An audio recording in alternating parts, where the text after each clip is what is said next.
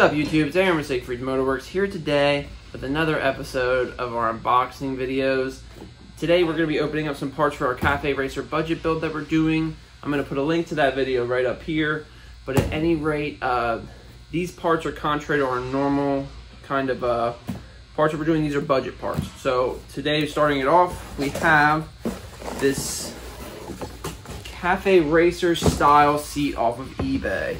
I have had this seat out already. I did already put it on the bike, but for the purpose of these videos, this is my initial impressions on this seat.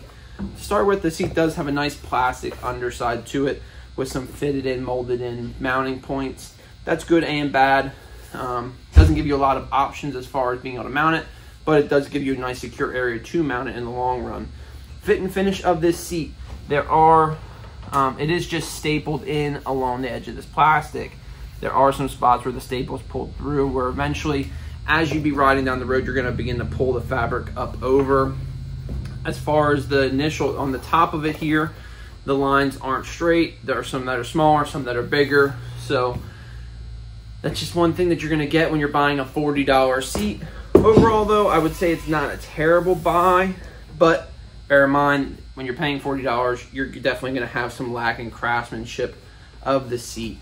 Included in the box with the seat, they do give you some bracketry, so that way you're able to mount this to your bike and the hardware necessary. So $40, if you're interested in buying a seat like this, there will be links in our description, as well as other parts that we bought for this Cafe Racer that will be there as well. Please like the video, leave a comment, let us know what you think of this seat.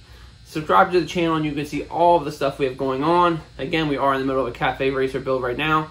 We also do full walk rounds, ride videos, and unboxing videos on most parts that we get. Thank you so much, and we'll catch you guys on the next video.